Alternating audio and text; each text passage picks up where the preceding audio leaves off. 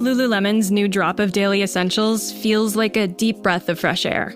Breezily is a collection of drapey pants, shorts, and tanks designed to mix and match with your wardrobe as the weather warms up. It's all made in our lightweight, stretchy Swift fabric. Throw on these everyday staples after practice and bring an airy feel to your daily moves. Shop the Breezily collection now at lululemon.com.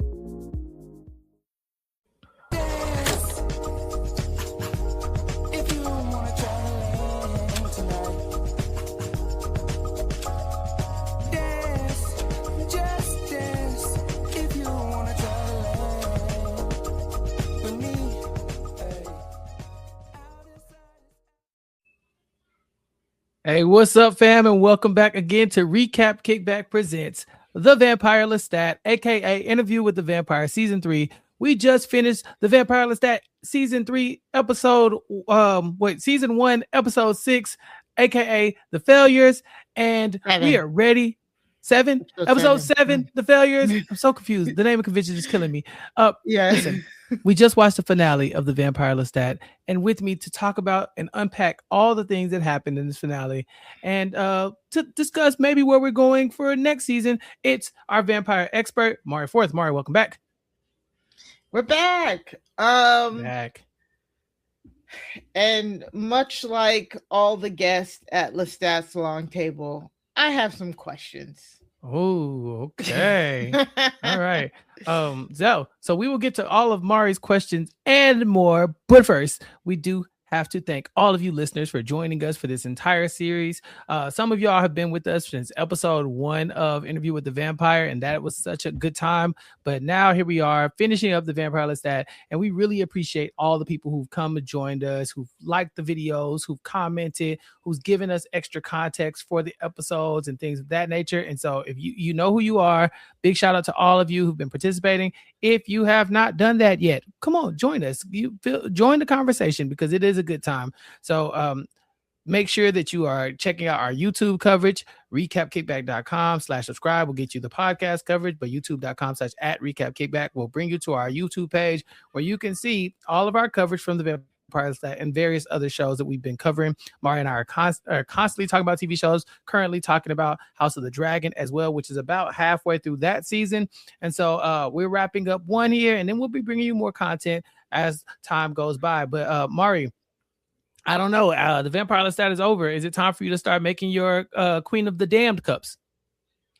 I mean, if people want them, I have Queen of the Damned decals. If you want them, I mean, where the queen at? Where's she at? Where's she at? That's what I want to know. But you can find my cups. You can go to maricraftstoomuch.bigcartel.com and you can get you some cups, much like these House of the Dragon ones and Game of Thrones. These are 24 ounces, or you can get a 16 ounce like Chappell has. Thank you to everybody who has been ordering the past few weeks. I have, like I said, I've gotten a few. I made a few Lestat cups. I'm just waiting for somebody to get a Louis cup, to be quite honest. That Louis decal is real cute. Ain't nobody got a Louis cup. It's fine. It's cool. But yeah, thank you for all your support. And for all the Recap Kickback listeners, if you use the code RECAP, you get 10% off your cup, include the free gift. So just a big thank you for everybody who's been supporting us as we cover this and cover everything that we do here on Recap Kickback. What if you gave a 15% discount for the people who get a Vampire Armand cup? Now, why would I give? Like, I should charge you more for making me have to stare at that man's face to make that cup. So, absolutely not. Well, I really like my my House of the Dragon cup. I drink out of it every day, and I keep my crime scene cup right here. And so I can attest that these are really good cups, and that you should definitely check out maricraftstoomuch.bigcartel.com to get you one and join us. And then since the Vampire Lestat is over, make sure you let us know in the comments. What else do you want us to talk about? I know the Anne Rice fans, y'all had a good time with this one, but if there's something else that you want to put on our radar, definitely let us know, because we have to wrap up this season of television. And I don't really know where to start. Mari, this finale, I was watching it in a hotel room over the weekend. I was like watching it on my phone, and because I hadn't made it back home yet, I was traveling, and about a third of the way through, I just felt fed up with the show because there's certain things about this show that I really appreciate, and sometimes it annoys me that I miss them. Number one on that list. Wait, could I guess Okay. why you were fed up a third of the way through? Okay, go ahead. Was it when they rolled in Fraudia into the room? When they rolled in Fraudia, I definitely had a visceral reaction. Not so much that she was there, but to find out why she was there. That's what really got me. Yeah. And I was like, how did I not think of this? Also, the reappearance of Raglan James really pissed me off too. And then we get into some of the inner psyche of the Vampire Lestat. This is his show. Louis is very much, a secondary character in this. And so we spend this episode really reconciling with Lestat, his failures, for lack of a better word, and some of the people he's let down in the past, and kind of what his vision of himself is, including whether or not this man has a soul that would be able to, potentially move on to the afterlife one day. And so I really just want to start with the Fraudia. Got to. Mari, bringing in Fraudia was one thing, but the switch up, the Armand has Fraudia, and oh wait, you thought it was a coincidence that Louis came across this girl that looks exactly like Claudia? No. Armand used AI technology to facial recognition technology to find the closest looking human to Claudia, to bring her from Britain to the United States, to walk past Louis 19 times to reel him into this moment of getting wrapped into Claudia. Look, Armand is an evil genius, because that is crazy. I didn't think there was levels to that level, but I mean, the puppet master, he outdid himself with that one. Men will do everything, anything, except go to therapy. Yup. Like, we'll find a whole doppelganger halfway across the world, make run-ins happen that Louis doesn't even register until he does, just so that he could behead him, just so he can sit down and have this therapy moment with him. I'm like, I was sitting here waiting for, like, what was the grand plan? What, is this to stop Lestat? The conversion? Yeah. No. You wanted Louis to apologize to you? Like, that part. Sir, what are we doing here? He essentially chopped this man's head off, and then for an apology. Yeah, he cut his head off, took him to a butcher shop, and then proceeded to admit some of his wrongdoings to Louis, his big betrayals, obviously the things that happened in the theater, betraying him by, that whole trial and all that good stuff. And then, various other things. And so he's like, so I've apologized, which honestly is not really an apology. It's more like an admission of guilt. But he's like, okay, now your turn. So your decapitated head will sit here while I talk to it, but your body is going to write down on that sheet of paper a written apology. And that's when I was just like, I threw my phone at the wall, because really, Armand, really, we did all of that for this? For what? What was the apology for? Like, I get it. Okay, I get it. Louis was the person who we were hearing the story from. And I get it. Louis is a little bit more manipulative than what was originally presented.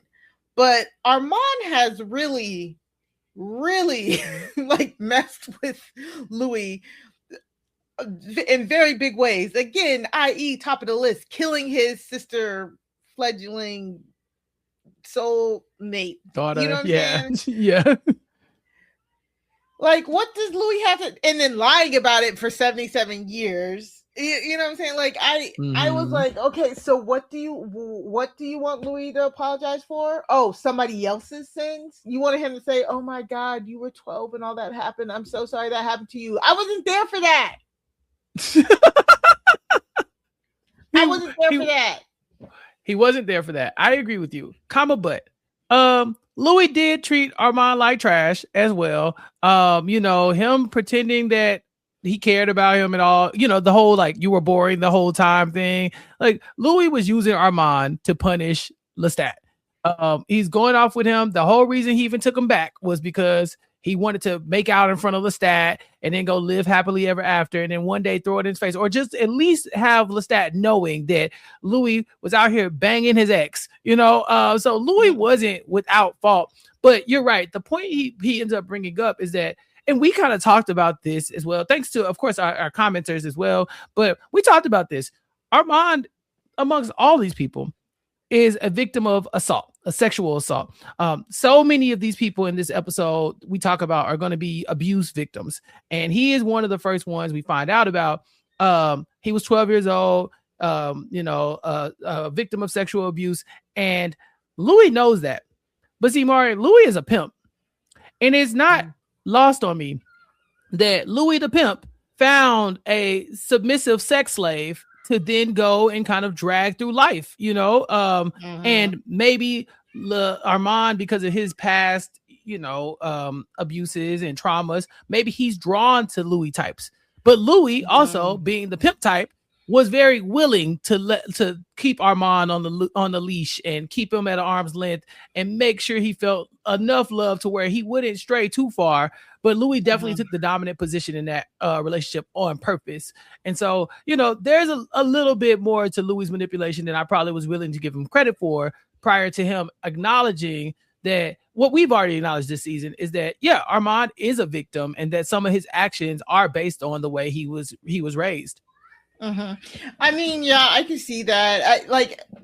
Everybody is just collateral damage to the force that is Lestat and Louis. It truly is. You know what I'm saying? And you're right. They both loved each other. They knew they loved each other, but because they're playing this sick and twisted game, Louis pretends to love Armand.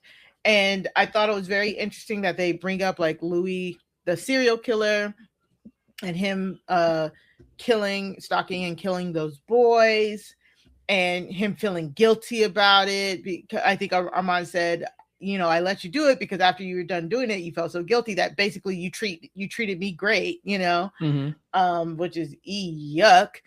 But it also, I also felt there was kind of also an underlying implication of like, you kind of took my real true love away type thing, because Armand could have turned Daniel again when Daniel was 26 or whatever, however old he was back in the 70s, and they could have been a thing. But Louis stopped Armand from that.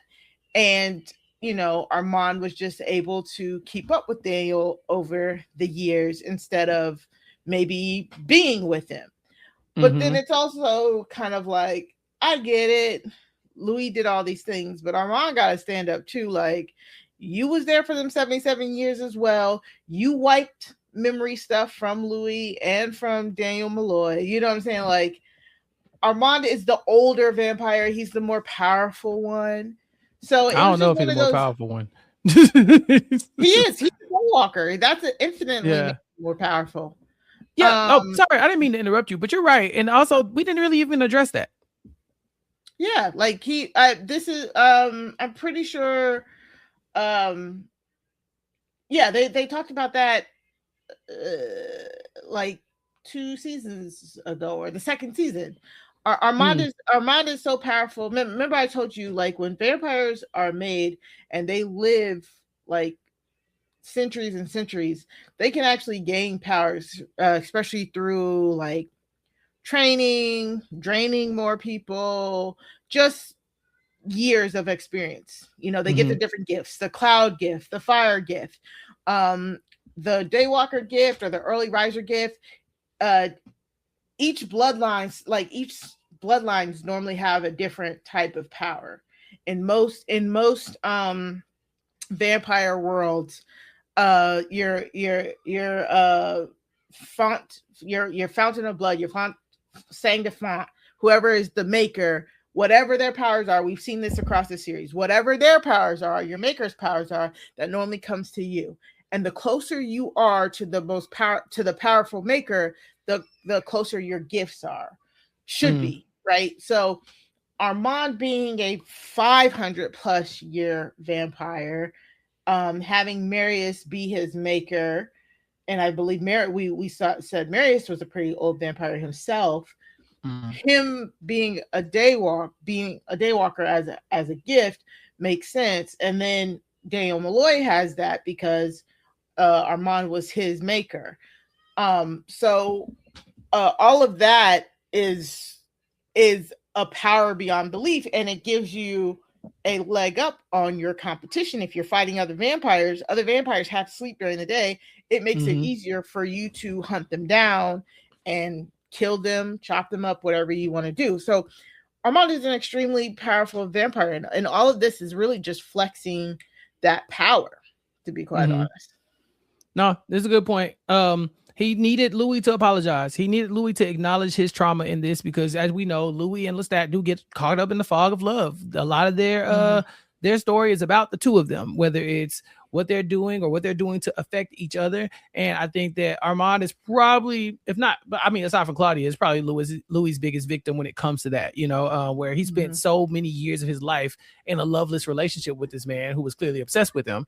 But again, because of Armand's, traumas, he's also kind of predisposed to having that sensitivity to that behavior from Louis, so he's sensitive to it, but he's also kind of like in a almost like a endless cycle, right? Where he knows he should get out of it, but it's all he's known. He's known that since he was 12 years old. It's kind of how he was raised. So, that stuff seems familiar, and you start to misconstrue those actions with actual love. We see that in physical abuse relationships all the time, right? Where abuse victims will say, well, they hit me because they love me, or because they wanted me to do better, or because I made them mad, something I did wrong, but they were trying to, give me some type of, peace and some type of love. They were showing their affection by being hard on me, And so that happens with Armand. And I would say it happens with a couple other characters that we haven't talked about yet. I don't want to leave the butcher shop just yet. What did you think about Fraudia and getting dragged into the room? I've thought of that, but I just also do want to say, just back to our Armand thing, that yes, like it is that endless cycle. So I'm not blaming Armand. Well, I kind of am. He is such an evil genius, and it's annoying. It's so annoying. But then you realize it's all just stems because he wanted to be chosen, right? He wanted to be chosen by Lestat. He wasn't. Lestat is the worst person to Lestat was like, no, I don't care. Like, yeah. When he said, I love you. Gross. And then Louis coming into town and him probably thinking he had Louis' love and then realizing he still wasn't chosen by Louis. That's all this is. And even before he walks out and he tells them to save Louis, like put his head back on, he writes his name. He carves his name into Louis' chest. He carves A into Louis' chest. On his heart. On his heart. It's like, it's just so annoying because you're being so maniacal, you are being so villainous, you're being so calculated because of like you're mad that you don't got a man. Like that's the thing. Like it's just basically it's just so annoying. Like it's so annoying. I'm like, you are literally doing this diabolical ass shit because your man ain't choose you, and it's just very funny. It's very funny. You gotta stop playing with people's emotions, Mari. Like if Louis had told that man in Paris, hey, I know you like me, but I am still talking to and having a relationship, an emotional relationship with the memory of Lestat, who has been following me around like a ghost throughout Paris, then I think you don't end up in a 70-year loveless relationship where somebody feels so down bad for you. Like if this was just like a fatal attraction thing, right? Where Armand liked him and he didn't like him back. Fine. Like that's like, I'm like, Armand, stand up. But this is 70 years of getting this type of treatment. We saw how much of a number Louis did on Lestat, you know, when Lestat was, you know, Lestat definitely earned that type of treatment from Louis. But when Lestat was there with Louis and Claudia had left, Louis is just like despondent. He's in the house. He's not talking. He's not having a good time. He's basically just passive aggressively ruining Lestat's whole life, to where Lestat's like, I gotta go get Claudia because otherwise you won't act right. You won't give me a chance to be here, you know? And so Louis does that.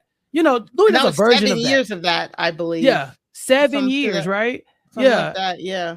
And Louis does a version of that. I won't say it's the same thing because he was definitely madder at Lestat at the moment, but Louis does a version of that to Armand for a very long time. And so, I get it. He's mad. I don't excuse none of his behavior, because even abuse victims can also be abusers. You know, like that doesn't, you know, just because he was a victim of abuse does not absolve him from any like wrongdoing. Like you said, go to therapy, talk to the lady, sit on the couch, you know, get help, get medication, whatever the case may be. You don't get a free pass because you were abused. And so Armand, I think that was the thing that irritated me about the episode, was that like, damn, you're really gonna try to make me feel bad for Armand after all he did? But the actor Assad, he was so good. Okay. Yeah, he was so good. I couldn't. Yeah, it was one of those things where it's like, oh, I'm thinking he's doing this to stop the Great Conversion. I'm thinking he's doing this because of vampire politics, and then he's doing this because of that, and it's fine. But it's like it counteracts what you think is happening, right? Like you want to see Louis get out of the situation. Like you're you know, Louis and Lestat got the better, like they got the better of them, like Armand got the better of them. So you're trying to like root for like how are they going to get out of this? How is Lestat and Louis going to get out of this? Who's going to be able to get to them in time? And they got to stop Armand from doing it. But it's not even that. It's just like, give me my apology, put his head back on his body, and then the Lestat stuff, which I'm sure we'll talk about it later with Raglan. I was like, oh, that was kind of anticlimactic. And so when we talking about the fraudia of it all, I did not see that coming. That was great. Like when they said in the after show, Delaney Hales does deserve to be a Scream Queen. I hope she gets every single acting role. She's very, very, very good. A very good actress. And so bringing her in, and Armand's telling Louis his whole plan step by step. Fun fact, I was watching this, and I have family in town. My dad is in town, and who's an avid Recap Kickback listener, big fan of Chappell. I was watching this, and he came in, he sat down, he watched it with me. He said, what is going on? Like I had to stop and like briefly be like, well, this is what happened in the last 3 seasons. This is the finale episode. He's telling him everything he did to him play. And my dad's in there watching, and having a person who has absolutely no clue about what is going on. He's like, why are they talking so fast? I said, that's the pace of the show. He said, I feel like I'm going to get a headache. I was like, yeah. I was like, that's about right. And I tell him, I was like, and everything is important. They're talking very fast, and everything is so important. And you probably won't realize it till 2 episodes later, or from 2 episodes back. Like, but yeah, so when Armand comes and he's explaining his whole fraudia plan, and he's still sitting there using her to still get to Louis. Half of me was like, Louis, what? You don't even know this girl. Yeah. But then, and that's the thing, I was like, man, don't tell him nothing. You don't know this girl. But then the stakes weren't even that high, right? Because like all he wants is apology. And I was like, fine, yeah, apologize. So this girl damn. Like, I know, like, you know, it's like if Armand was like, give me the code to the safe or something like that. Tell me where the hostages are. Yeah, right. Give me the code to the nukes. Like, like you don't negotiate with terrorists, but right. He just wants a simple apology. I'm like, well, here. Like, yeah, it's crazy that Louis, it took that much to get that apology out of Louis. You're sitting here headless, and Louis like, fuck you. Like, can't even. Let me. He literally is belling, kill me. He's like, just take me out. I'm not about to apologize. You know, I think the thing I forget about this show And I think at its core, this is a thing that I always miss, is that this is a romance novel. This is not an action novel about vampires. This is not about great conversions and stuff like that. This is a love story. And so Armand's whole breakdown about not being in love with Louis, not being in love with him and able to give him the love that he asked for and the coldness that Louis, that's all on brand for a love story. I be forgetting that that's what's going on here. So when I'm coming in, I'm like, okay, the head's chopped off, great conversion. Who's coming in? Oh, Raglan James is there. Okay, the Talamask gonna come in with their guns. You know, right. that's what I wait on. Exactly. And instead, we getting somber music, the piano cues, the teary eye, the one teardrop on Assad's face. And I was like, damn, I forgot this show wasn't about that. You know, like, it's just forgot. We're getting Armand admitting that he put those different photographs in Louis' collection to mess with him. I'm like, just to annoy him. Not a callback to the second season. Like, just ridiculous to be. Yeah. And I liked Fraudia in her fear, defaulting back to her like day one British. I don't know if it's a Cockney accent or what, but I couldn't understand a damn word that girl was saying. Like, I go what is she saying? It's like, calm down. We're done for, Louis. We're done for. I nicked it. Like, what happened? I didn't mean so. I was like, girl, get up, get up. But she just blubbered. Like, I didn't know. I didn't know. Armand had basically got her over here on a work visa, and she was kind of, you know, at his first of all, he was obviously hypnotized partially, you know, at least some of the time. But he said at some point, I kind of took my finger off the pulse and let her do what she does, because at the end of the day, she's still a scammer. You know, we talked about this. This is not, you know, an upstanding citizen these days. You know, she does have a rap sheet. And she was very willing to take Louis for that money when the time came. And so it's like Armand put her in the right spot to do what she was going to be good at doing. And so, yeah, she ends up apologizing. He lets her go and says, like, hey, you know what happens to people when they talk too much? I don't know, Mari. I don't think we see Claudia or Fraudia again. Maybe Claudia in a flashback or something like that. But Fraudia? No, Claudia is done. If she didn't show up at Lestat's long table, she's not showing up. Fraudia was lucky. I was about to get pissed. I'm like, they better not kill Fraudia too. Right? Like, y'all just bringing this girl back to life so you can keep killing her. That I don't like that. I was sitting here preparing in my mind. I'm like, man, I gotta go into this group that I was up in here. Defending them, saying y'all too sensitive to be like, okay, y'all might have had a point. They are dragging it. Do we need to address the group, Mari? Because I think it's a funny story. I mean, let's talk about it. So after we watched last episode and podcasted about it, a few days after, Mari texted me and was telling me that you know, people were saying that basically the show was anti-black. You know, there were some racial undertones, especially in the last episode with Claudia calling Louis nappy-headed and, you know, saying, you know, her miserable black life and things like that. Calling him a slave. You had slave written on your rib. Yeah. And so apparently there was a viral post going around that was talking about how some white person had reported to the Vampire Lestat to the NAACP because of the last episode. Now, I am, you know, I'm a lurker in I guess it's the interview with the Black Ass Vampire group. I think it's that one. I'm in there, and shout out to them. Big shout out to them for giving people a space to talk about this show. And I was like, you know, the blacks really are mad about it. And so Mari was stunned, and I ended up sending her screenshots. People are up in arms about Claudia, her portrayal, and I don't know, Mari. Me and you seem to be on the same page. I didn't think it was that deep. I didn't think it was that deep because after I went back, I watched the scene again because that scene is just fantastic. And I went back and I watched the after show of them talking about it as well. And Delaney herself said that they took a few takes. They thought it was great. And she took even more takes. I don't know if it's implied that she improv some of it. I don't know. But she said she felt good pouring into it as Claudia, getting everything off her chest as Claudia. And I didn't understand the anti-blackness of it all. I truly thought, like, if anything, like people were saying, like, oh, they're depicting her as an angry black woman. I'm like, she's supposed to be angry.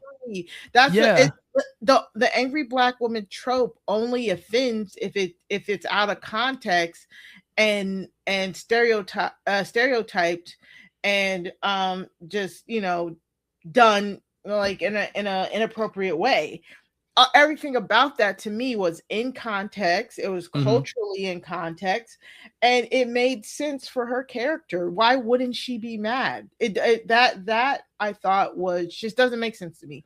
Saying that her characterization was one note and that she's just mad and angry the whole time. It's like, well, even if she is one note, written as one note, mad and angry all the time, she has a reason. She is a pawn in the gameplay between Lestat and Louis.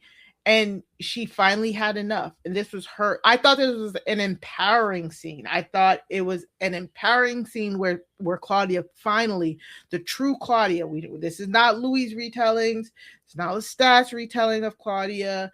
This is Claudia from the other side in her raw form, raw emotions, and trying to hurt and say whatever she could to hurt Louis and hurt Lestat.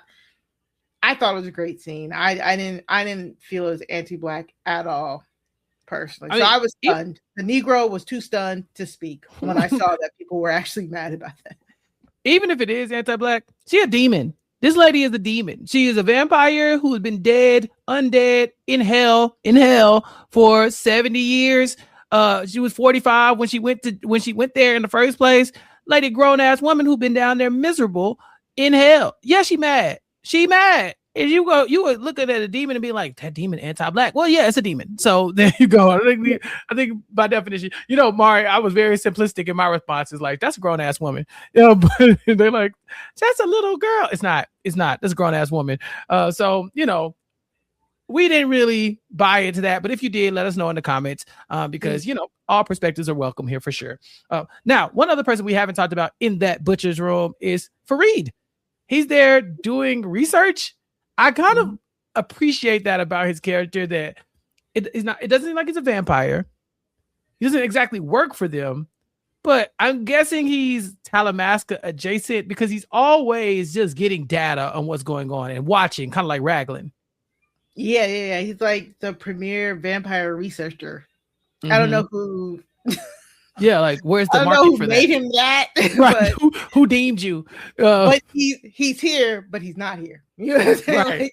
Like, so it's really funny. And he's recording Louis' vitals. They're recording this in like live streaming it or something. Yeah, recording it. Yeah. And again, this is Armand saying how, like, because Louis is of Lestat's line, he can survive beheading. So this is another specialized power from Lestat's line, and what most of his progeny should be able to do. So it was very fascinating to me. Like, I thought that was very, very interesting. I thought about you because, to me, in an alternate universe where there is vampire researchers, I mean, respectfully, Mari, you kind of already are one. Like, you specialize in blood techniques, so it's like you three, same person. I don't know, same person. Yeah, because it's great data to have. It's like to know that some vampires can be killed by just chopping their heads off and separating the body parts, and you'll be good. Some will take longer. Some you have to like burn the pieces, spread the ashes, all that. You got to take that extra step. And it's also good to know, like, we know, like, why. It's another reason that we know that why what Louis and Claudia originally did to Lestat didn't work. Yeah, we speculated back then that they knew that wasn't gonna work anyway, right? Like Yeah, you cut his head off. Well, Louis cut his head off, wrapped him in a carpet. You could have just laid him out there in the sun and held him down, or something like that, like tied him down to something, and like you didn't have to do that. And leave him out in the garbage where you could eat the rats and all that kind of stuff, So Louis gave him a fighting chance even way back then. But yeah, it does look like some of that blood of Akasha has then trickled down, obviously, to Louis and maybe some of the other progenies of Lestat. So before we get to Lestat and his big storyline, we got to talk about Daniel Malloy, because he's the person who has the other head here. He has taken it in a bowling bag, and at the words of, I guess, Armand told him, hey, go bowling. And so he did. And while he's there talking to, Alex, who does not speak, and reminiscing about the anger he feels, right? About how Lestat, I forget his exact phrase, but I believe he said jerked off all over my camera lens while I was hypnotized. Yeah. I'm sure he didn't do that. Well, I'm not sure he didn't do that literally, but we didn't see that. And so I'm assuming that's some type of metaphor for how he felt in that moment, being manipulated by Lestat, even as a vampire. Like, I think you feel like once you become a vampire, like Daniel's kind of talked about it before. Once you become a vampire, you expect to have the cool powers. Like, bet. Like, I'm supposed to be strong. I'm supposed to be fast. I'm supposed to be able to, do all this fly. And Daniel's like, I ain't get nothing. I ain't get nothing but Armand's powers, and I don't like them. He's like, I want the cool stuff. And so he's sitting here kind of lamenting about his trauma here, right? Being made as a vampire, as also kind of having to reconcile with he was stalked essentially by Armand for years and years and years. And a lot of the things that happened in his life, Armand was either present for or could have been a party to. So he's dealing with all of that as well before Raglan James busts in the door and is like, hey, I need that head back. Thanks. Right. That was so random to me. I was like, what is the play here? And then, and then when, he opens the bag and just starts, like you said, just starts cussing out Lestat. I was like, what is going on? And I thought Raglan James, when Raglan James showed up, I was like, oh no. I thought Raglan James wanted Lestat dead. So I thought that was going to be a bad thing. But I was so confused. Now, why would Raglan James want Lestat back to call upon the Great Convergence? None of that makes sense to me. So I don't know. It felt like a cliffhanger. Well, so let's talk it through. So I have in my notes, I wrote this down somewhere because I knew it was probably going to come up. But so Raglan says that when he met Daniel Malloy, there were 1,600 vampires known. Now there are 290,000, I think he said. And so that's a lot. And so it looks like Raglan needs Lestat to perform. He needs the concert to happen because he wants to get all these vampires in the same place. Why? Because they're probably going to do something to try to wipe them out.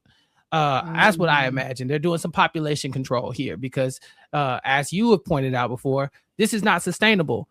At some point, you're going to eat all the people or turn all the people, and then the vampires will have nobody else to eat. Thus, we're like spiraling into the end of the world here, right? Like there has to be a balance. There can't be more vampires than humans because the vampires won't have anybody to feed off of. And so I think that's what's going on here. I think the Talamasca has realized that, okay, if we can let Lestat bring all these people to this concert like the Pied Piper, we can do whatever it takes to get rid of at least a big chunk of them. What do you think about that? I mean, it makes sense, but we won't know unless we get another season, because I will say I was looking at the time. I'm looking at Lestat's time. It was like me and Lestat looking at the time together. Because I'm like, how is his head going to meet his body in time for him to not die? And then also, where's Akasha? Like, okay, sorry, we'll you can do it. You can do it right now. Let's go. I was just so confused. I was just like, I feel like we have been promised the Queen of the Damned, and we get her in one episode. Like, what was that? Like 2 episodes ago. I I thought we were gonna get more of her, and I'm like really sad that we don't. And I don't know. I thought it was all a little. It felt almost a little rushed at the end. I wonder if any of the book people who read the book, is this how any of this goes down? Because I'm very curious because it felt like we got heads chopped. We have near death experience for about 6 hours. Then all of a sudden we're on the bus. Raglan James wants this to happen for unknown reasons as of yet. And we didn't even get the concert. We didn't even get Lestat's concert. Yeah. We get Lestat recording the records that we've been hearing this whole time, and he opens the door and everything's leveled. So I'm like you don't have to sell me on what's coming next. I want to see what's coming next. I want to see it right now. So that kind of sucked that I felt like it ended on a cliffhanger. But overall, I thought Daniel Malloy here, him being able to vent his frustration was interesting. I don't know if it was needed, but it was interesting. Yeah. It looked like Raglan James was going to walk off with that head, and then I think the last shot we get was him showing his fangs like he was going to do something. But I was like, in my mind, I said, "Oh, is that how Daniel Malloy dies?" Because I know he don't think he could just run up on the Talamasca. See, that's the one thing that I'm sure of, is that the Talamasca, even though they don't seem to be vampires, they're not afraid of them. You know, we've never seen the Talamasca. I mean, we saw that one guy sitting in the room with them the entire time, you know, like whatever, I'm sitting right here, you know, not, these people are not afraid. When Raglan pulls up, it's like 6 people show up with them, and they must have some type of ammunition to keep Daniel from, you know, vampire speeding his way across the room and just chopping people's heads off. How do they know Daniel can't stop time like Louis can, you know? So they clearly have some type of contingencies for dealing with vampires, and we know that Daniel Malloy is going to die a gruesome death. Do you think we will see Daniel Malloy alive and well in season 4? I mean, I would like to see his gruesome death, so I hope so. Is season 4 confirmed? Because I thought I saw somewhere that they said that. Oh Lord, it's not confirmed. That's it is not currently renewed. I actually heard it might be they might consider scrapping it. What? I think that's wild. They said the ratings weren't that good for the Vampire Lestat. I'm like, of course, because it's behind a fucking paywall. Like, of course, it's not that Nobody good. has AMC Plus. You can only watch it on AMC Plus. Of course, the ratings aren't that great. Who is buying AMC Plus? Yeah, you put this on Netflix and it's taking the world by storm. It is right. Yeah, the first two seasons are on Netflix. Exactly. So, yeah. So that's another thing that pissed me off, because I think I saw that before I watched the episode. And I didn't know. My God, no, I literally it was on my Google. You know, when you go to Google and it's right there.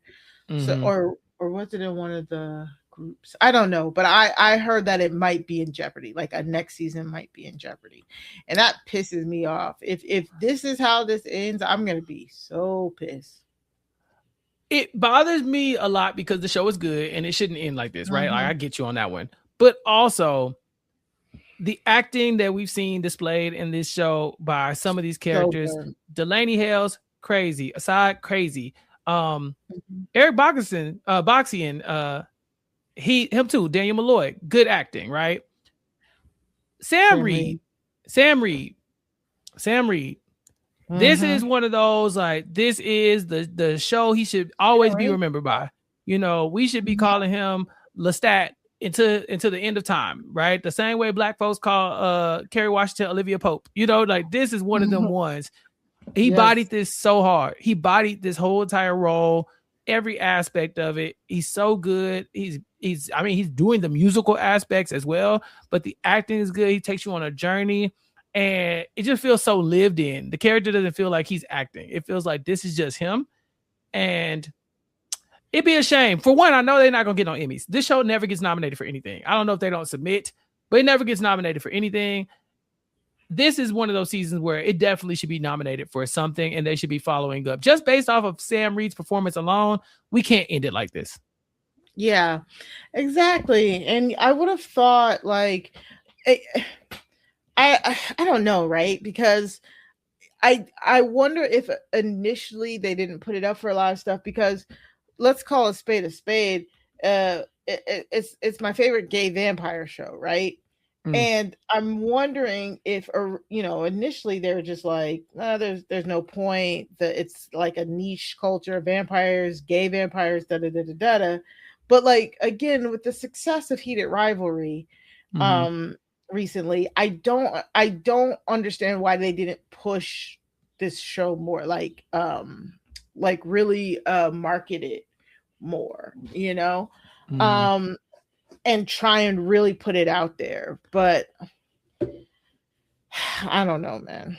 See, I thought their social media game was on point, but maybe that's my algorithm, right? Because we've watched the show and talk about it. We saw the Lestat, trailers of him dropping the music and the rock and roll stuff. And they even did that concert. I think he performed right before the season start as well. So they did push it. But again, you gotta convince people to get AMC Plus, and that's the crazy. Hard part. I'll tell you right now, I didn't get it. Anyway. A certain somebody might be looking at his thing like, continue watching. I don't remember watching it. Yeah, thank you so much, a certain somebody. We will keep our fingers crossed to see if we will see Daniel Malloy in season 4. But also, if we can't get a season 4, then that means we will get no more Akasha. We only got her in one good episode where she had her moment, and it would just be ashamed at this point. I know it's a very niche subject, but Interview with the Vampire was once a movie. Queen of the Damned has been a movie. So there is an audience for this. And I mean, clearly it's us, but I think they should bring it back. I think that they went above and beyond to give us a good product here. At least these first 6 episodes. I think your mileage of the 7th episode may vary based on some of the stuff I've seen, but overall, I thought this was a really good season of TV, and it deserves a season 4. I agree completely. We got to talk about Lestat and what he's going through with the failures. So Lestat finds himself, we kind of recap the events of what happened, right? He sees Alex over there with the Dracula mask on, head gets chopped off, and he kind of watches himself get carried away in Daniel's bowling bag. But we find ourselves at the long table that the show has kind of alluded to throughout. We've been talking about it since we noticed it in that Lestat flashback episode where they were talking about the pimp, the finger, the violinist, the drummer, and we called it that those were the people that were going to be there. So we see Lestat kind of in spiritual limbo, right? He's not in hell, not in heaven, but he's there. And these First, he meets the versions of himself, right? He finds himself at the table with young Lestat with the stutter, middle-aged, kind of teenage Lestat, early, late teen Lestat or whatever. And then his dad is there too. And after kind of like confronting those, that's where he finds himself at the table with his fledglings, Louis, Gabriella, Nikki, Antoinette, TC, and then an empty seat that, as you already mentioned, is Claudia, and she wasn't showing up for this. No. She said, I said all I needed to say. I said what I said. And she said, and tell that 9-finger bitch Antoinette. I was like, oh, snap. It's still smoke for Antoinette. Yeah. Still, after 77 years. Oh, man, it sucks. I would have loved to see Claudia again, but story-wise, it doesn't make sense. It doesn't make sense. I agree that she said she done with him and then gonna end up at the table, like kind of talking about his soul. That don't really match up to me. But we have Magnus sitting at the head of the table, and Magnus is kind of holding this like almost like a hearing, where they're really talking about Lestat's wrongdoings and his failures in life, including all of these fledglings who have nothing positive to say about him for the most part. They're all calling out the things that he's done in the past, with the exception of Gabriella Sophia. everybody is talking about all the things that Lestat has done, and she is standing 10 toes. Like, what are you talking about? He killed those people. It was time for them to die. What do you mean? It's okay. Like, all right. To the point where Lestat basically kicks Magnus off the head of the table and puts Sophia up there to hold the hearings. Yeah, his mother lover fledgling is coming through for him right now. Yeah. He said, I have two makers. And I was like, I thought he was talking about Akasha. Me too. This fool talk about his damn mama again. I thought when he said that, I was like, oh, she coming. She coming. Here it is. Yeah. She coming. My girl, Aaliyah. I see you. Pick yourself up and try again. I was ready. No. So of course, now Sophia is at the head of the table, and you have a similar situation. We see these waiters dropping off what they're calling dishes of the soul, different courses of the soul. I mean, I think they were up to like 214 at one point. Of courses of the soul. And to me, the scene kind of reads as Lestat remembering the traumatic things that he went through, but then also realizing how he got there. We talked about earlier, I mentioned how abuse is such a theme throughout these characters, these big characters. We know Armand is an abused character who ends up going on to be abusive and awful, you know, in his own ways. But Lestat is too, you know. We get the image of him being brought to that witch's burning. You know, his mom took him to see those innocent people burned at the stake because they thought they were witches. And she's holding his head, making sure he watches it, saying, you got to see how awful these people are. You have to. Like, it's a part of growing up. We know that shortly after that, he will go, and when she says, somebody be a man and stop the wolves, it's Lestat who goes out and kills the wolves. After that, she gets handsy with him as well. And then we see this fledgling mother lover thing kind of last for 100 years or so, right? But we also see that alongside Lestat holding Claudia's face and making her watch that kid burn, you know, in the first season of the show while he's in that incinerator. And so it's like Lestat is doing the things that were done to him. Hurt people, Mari. Yeah, and I mean, that should be the tagline. The Vampire Lestat, hurt people, like at the bottom, you know. And that really brought me back. I was like, oh yeah, that did happen in the first season. And it just really just goes to show you, we've been talking about it since the start of the season. This has really just been a walk through Lestat's entire life. Like, each episode was just an unfounded unfurling of Lestat's life. And this final episode kind of just brought it all back, you know, wrapped it up with a bow. Is like, this is his near-death experience, and his life is literally flashing before his eyes. And they did it in such a way that you don't have to pack everything that we've seen across these episodes into this one little 6-hour section that, you know, we're counting down to his head is no longer viable. And it's just genius, because when we get to this point, we absolutely understand all of the touch points, all of the references that all the people at the long table are talking about. We're not sitting here confused like my dad on what's happening, because we've been here for the entire ride. So it was great. It was great seeing Lestat like reckon with himself. And it was gripping. It was authentic. I was confused in a sense of like, man, who gonna help him? Like, that was like my main. How he gonna get out of this one?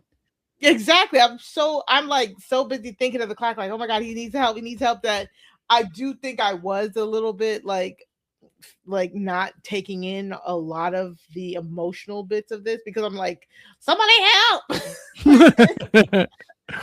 Like, we run out of time, y'all. What about the concert? What about the concert? Yeah. So, but I thought it was great. I thought having everybody at the table, Louis in his suit, like the old Louis beanbag raspberry suit, raspberry suit with the waves, like real fly, real cool.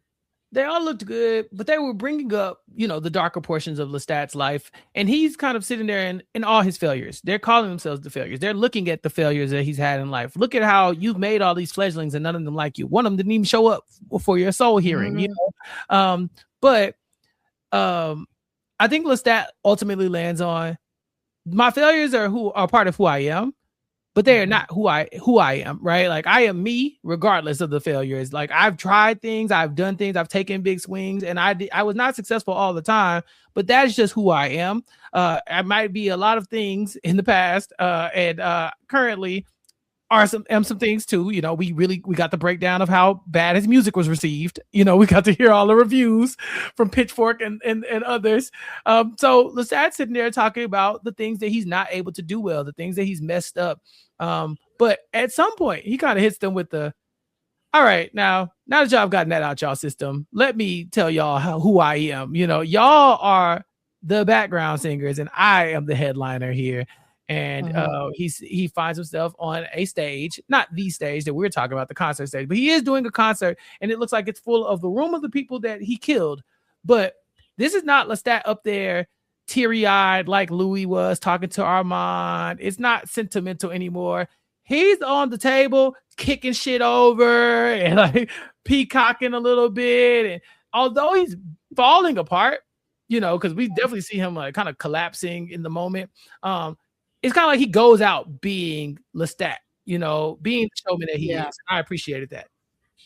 Yeah, exactly. And like that random guy that he killed, what was his name? I was like, the opera dude or the guy who he was like, no. I killed you. The guy in the trench coat. In the trench coat. I kind of stand 10 toes behind Lestat on killing that opera dude. If you can't hit the notes, why are you here? Right. Stop singing.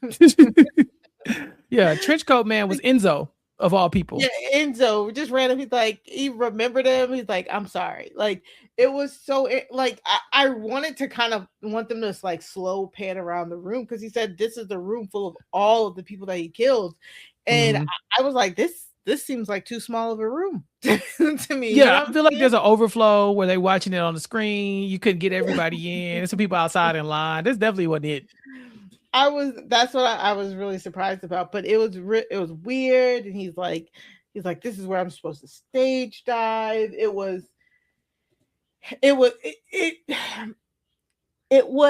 Now that I know how it ended, I was like, oh, this is taking the place of the concert. You know what I'm saying? Now that I know that he came back and he supposedly did the concert, but we didn't see the concert, this is what he was gonna give at the concert. Because while it was happening, I was like, this feels like the concert.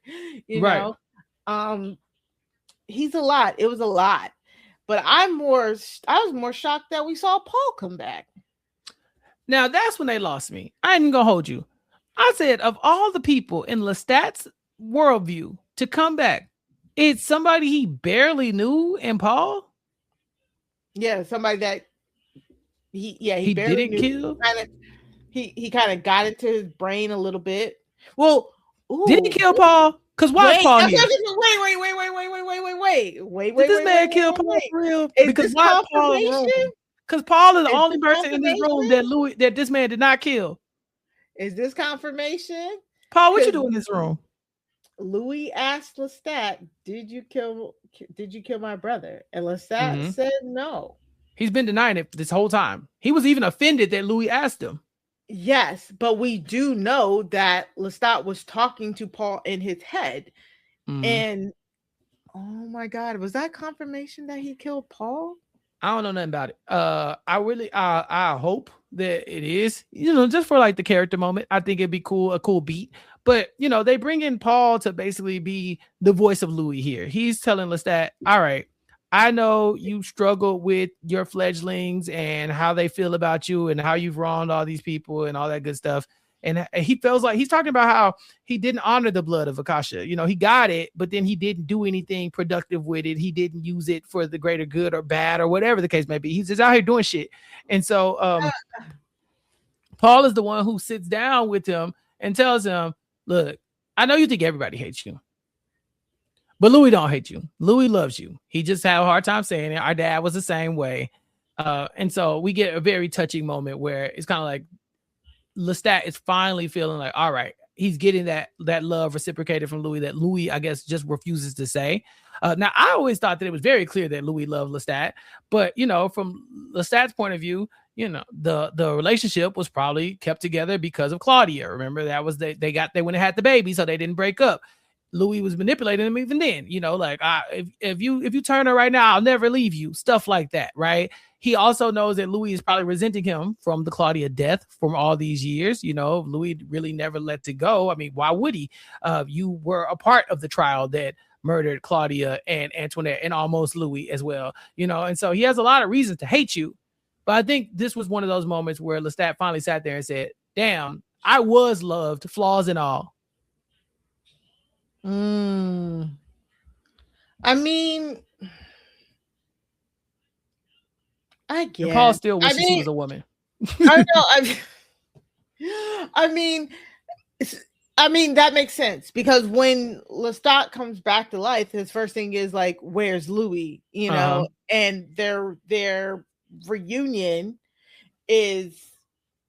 feels like, oh my God, but we don't know because we got a voiceover, like that whole scene. And that, okay, sorry, I'm trying to stay on topic, but that whole scene was a voiceover until we get Lestat yelling, I'm not going out there, I'm not going out there, I'm not going out there. You know what I'm saying? So it's like, I feel like we got all of this character development in this episode across the board. Armand, Louis, Lestat here, like, is he coming back because of the power of love, learning that he is not only hated and is truly loved by someone? But then we get all this character development, but then we don't see it. Like, we don't see it in fruition, and that's what pisses me off. And then we better have another season. I'm gonna be very mad. Yeah. Season. What did you think about Paul talking to Lestat until seemingly the heavens opened up, the light shined down, and Paul says, "Yes, ma'am."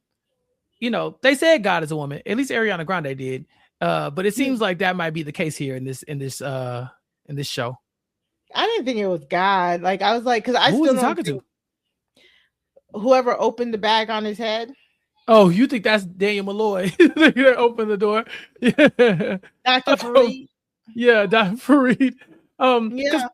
Paul looks up and he's like, huh? Yes, ma'am. You sure about that? Uh-huh. And then we hear Lestat talk about silver threads and this, that, and other. And I didn't really know what he meant. AKA is that him getting sewed up? Back up. Mm-hmm. So who's the ma'am? Oh. Well, I know Farid. Probably Sophia. Probably Sophia again. Well, let's talk about her. So we already addressed that Lestat finally comes to terms with Sophia, abusing him at a young age.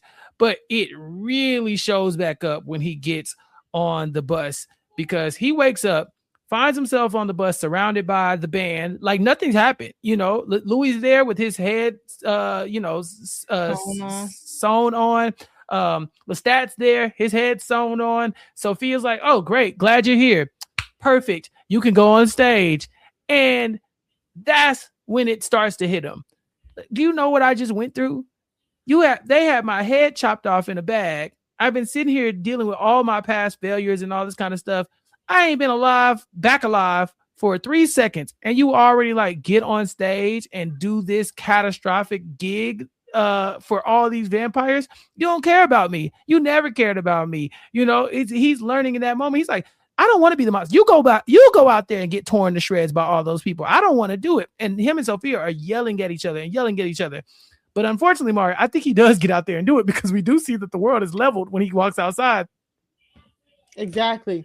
And that's what I'm saying. Like, I would be mad too. I'm like, what? Huh? Are we acting like I didn't have my head chopped off and all this stuff didn't happen? Alex, why were you in on it? That pissed me off too. Like, he's been working with the Talamasca. So has Alex been actually working with the Talamascas? That's what that was?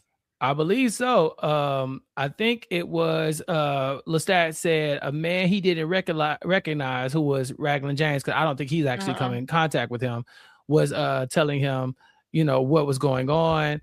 And I think he said that, let me see, it's in my notes. Because he said Raglan James is his friend now, but he told him that operatives were in the park that night watching Armand and Daniel, and when they cut their heads off. And I think one of those operatives was Alex at that point, and he was following them. And he said he was vague on his role. So Alex did something. And it makes sense because we have seen Alex kind of stalking around for a few episodes ever since he became a vampire. None of this but none of this makes sense to me, and that's what I'm saying. It was too jarring. Like, and I guess it was supposed to be jarring for us, like it was for Lestat, because Lestat said, "My coming back to the physical world was disorienting." Yeah, like when you've been battling your demons in your head for a few hours while you're thinking you're going to die, like legit, real death, the immortal death, like. Yeah, when you come back to life, you're like, what the hell is going on? And everybody's like, yeah, great, you're back, well rested, all right, get out there. It's like, I don't yeah. It was crazy. Sophia needed this to happen. She needed this to happen, and it seems like she made it. She got what she wanted. Of all the things we've learned about Lestat is that he's a sucker for his mama. He can say no as much as he want in the moment, but it does look like she is the one who is victorious in this moment. We end the episode with him recording those tapes we've been listening to, those albums, the failures.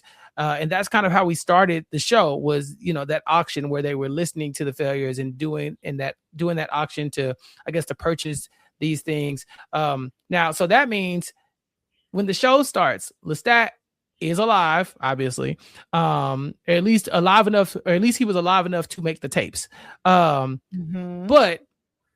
the show starts with Louis with basically one leg and Armand with one eye. So there is some violence that is going to occur in the gap between Lestat recording those albums and, I guess, from when the auction happens. Right.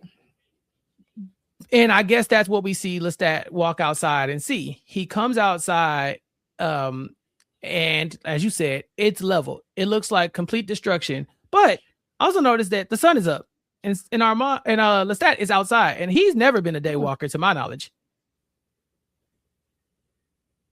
Yeah, that is true.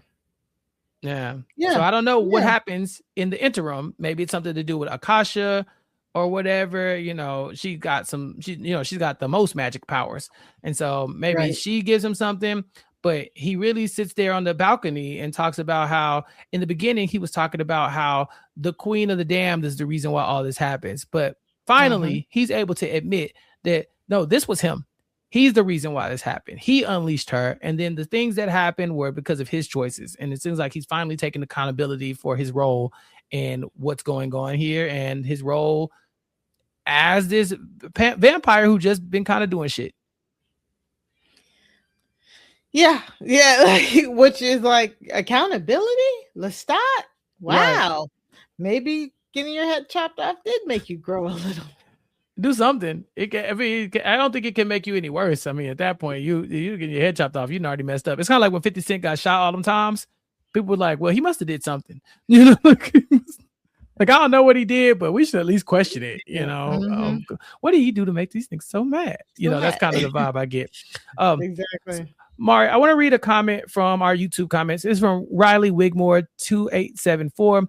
Hello, once again, book reader comment. Just watched the finale and wanted to provide a bit of feedback before the finale podcast. Don't read until you watch the episode. I was really surprised where it ended. The ending of the book Vampire Lestat is the concert, so I was shocked that they basically ended immediately before the concert. It feels very House of the Dragon season 2 and ending the before the huge big ending points. However, nowhere near as bad. I will say the ending flash forward hinted at something very fun.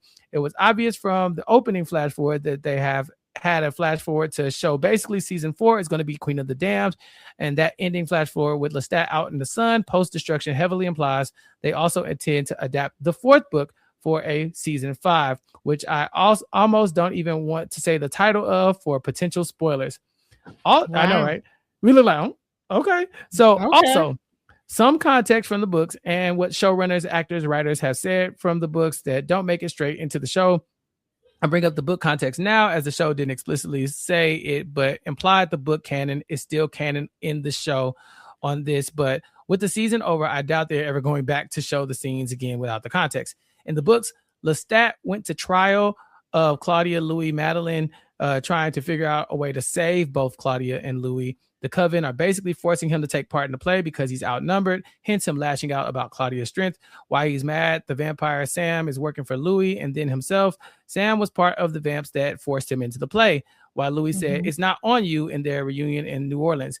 And in the actual play, he figured out how to save Louis, but wasn't able to repeat it to save Claudia. He chose to save Louis, his trick only able to be used once. As they say in the episode, save the pimp, kill the daughter. I think the show is making the point that even if Lestat was there to try and save them both, he still took part, chose to save Louis, letting Claudia die, and both Louis and Lestat are still culpable for Claudia's death, even if Armand is the true killer. No amount of Lestat going there to save them both takes away from the fact that he only saved Louis and his daughter die. He will always live with that guilt in both the books and the show. Also, going way back early in the season when they had the joke about the Talamasca agent who Louis killed, David Talbot, and you guys commented on him being an unpopular character. True.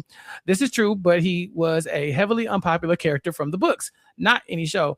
But basically, when Anne Rice was struggling to write Louis or Lestat and Louis together due to Louis representing herself as the loss of her daughter in the books, she used this character, David Talbot, as a stand-in for Louis, and he sucks. So like nearly all the fans hate that character, so they killed him off screen. And the reason I bring that up is they basically confirmed that the show won't use Louis' stand-in, and the books they hinted at adapting in the ending flash forward. David Talbot won't be there. It'll be Louis, and Louis will get the role he probably would have had in the books had Anne Rice been able to write him. Sorry for one last essay. Just wanted to provide a bit more book reader context regarding the season as a whole now that there has been a finale. That's it. Oh, love it. I need to know what book he talking about now. Yeah, the fourth book, right? That's what they said. He said fourth book for season 5, right? So yeah, because we know Queen of the Damned is the third book. The Body Snatcher, I believe, is the fourth book. I want to. Well, I know what that's about, but I won't talk about it right now because that's another thing that I've come across in my past readings. So when you said it, if that's the case, I know what that is. I think so. I think that's the fourth one. Yeah. I'll just say this. If we ever make it there, I think we're going to see a lot more of Raglan James for sure. Now, that said, Mari, any last words about this season of television or anything else we have to address, housekeeping or anything about the Vampire Lestat or Interview with the Vampire?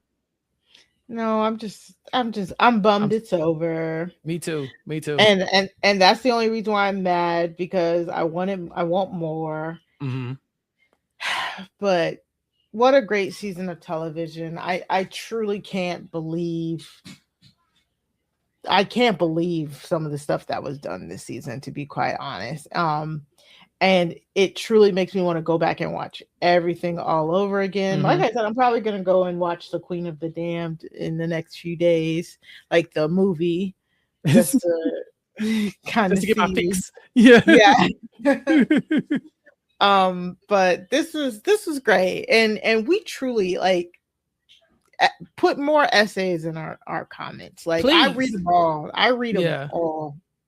And so I love getting context. You know me, I'm the maester. I love giving book context, and I love receiving book context.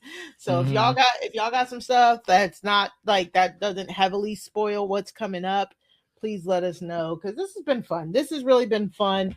The show, talking about it with you, talking about it with our listeners. Just I'm so grateful that we were able to do this. Yeah. No, I agree. So much fun. Thank you for all the listeners, all the essays, all the comments, all the patience, because me and Mari just be talking. We don't know what we talk about. We're trying to figure it out. And the book readers have been very kind and letting us kind of fumble our way through this and and so I appreciate that. Again, if you want to catch more of our content, recapkickback.com/subscribe, youtube.com/recapkickback. If you just came here for the Vampire Lestat, stick around. We got so much more coverage. Check out our House of the Dragons coverage. In the future, we're going to be bringing you more and more and more. And if the show comes back, fingers crossed, we will be here, talk about it all over again. But until then, Mari, tell other people where they can find you. First, I know you didn't. I don't have a vampire recommendation, but I do have to say I recommend Obsession on Peacock. Have you seen Obsession, the new horror movie? I've been seeing people talk about it. Oh yeah. No, I've seen people talk about it. I didn't watch it, but I did know that people were saying it was really good. It is so good. I really liked it. It's one of those horror movies, like it's like social commentary horror, right? And it was one of those horror movies where I was like, I immediately need to know everybody's thoughts on it. because I'm like, this is an allegory for something, right? Like it's that good and that deep. So I would just go and suggest everybody watch it on Peacock. Very fun. Just came out this past weekend. Also, you can find me over on Blue Sky at Mari Talks Too Much. That's 2 like the number 2, talking about Big Brother over there currently. You can find me on Crime Scene, me and Sarah Carradine, talking true crime documentaries, docuseries. We dropped Worst Neighbor Ever, featuring Jason Reed, the amazing Jason Reed. We are dropping Shipwrecked, Nightmare at Sea, which is based off the Netflix documentary. So make sure you're following us. Make sure you're subscribed by going to crimescenepod.com. That's crime, SEEN pod.com. In order to subscribe, make sure you see the SEEN because there is another podcast, unfortunately. Also, please again, buy some of my cups. Look at this. Look at this. Look at this very, very beautiful Louis decal. If I can maybe pull up, maybe I might not be able to pull up. But you just show it to us whenever you're ready. It's okay. It's okay. Oh yeah, there. Oh, okay. Look at my cup. Look at Chappell's cup. Exactly. Yeah. I got to do this without my whole computer crashing. Okay. Good luck. Yeah, I know. Good luck. Right here we go. Window tab. There, is this a tab? There we go. There it is. Can you see it? I can see it, and so can our YouTube viewers. Yes, look at this. The purple is nice. I'm a big fan of purple. I know you are. I know. So feel free to go get this really cool decal on a cup. Recap Kickback listeners, use code RECAP to get 10% off. And a free gift. All right. MariCraftsTooMuch.BigCartel.com, y'all. Exactly. Follow Recap Kickback on all social media platforms. Mari, what else you got? No. I was just gonna say, and thank you to the person. If you have any questions, you can put in the YouTube comments. Custom cups. I also make custom cups. You can find the link on my website for custom cups. I can make anything. So somebody said they wanted a drag race cup, and I really want that to happen because I want to make a drag race cup for them. Yeah, I believe Selena S. Titties might be very popular with the people these days. So maybe that's something that you can promote. But be sure to join us next time for Recap Kickback. If you're watching House of the Dragon, we still got a few more episodes of that. And then Mari and I will be back on our grab bag of topics, dropping on Thursdays back at our regular time in just a few weeks. And so make sure you're subscribed. Make sure you tell your friends to join the podcast. We are keeping up on 3,000 subscribers on YouTube, and that's a very big deal. So come be a part of the movement and help us get to 3K. But that's it for Mari and for myself and for Interview with the Vampire as we know it right now. You ain't got to go home, but you got to get the hell out of here until we come back for season 4, or at least until the next Recap Kickback content. Take care and peace. I've been trapped behind Suave Maria, isolated like it's North Korea. Smaller city with some bigger dreams. The wall is cracked, I'm looking in between it. The world is yours, but man, I gotta see it. They say it's hard, but man, I gotta see it. The air I'm breathing can't feel my chest. Wait on life, I wanna hold my breath. I'ma get in my goddamn self.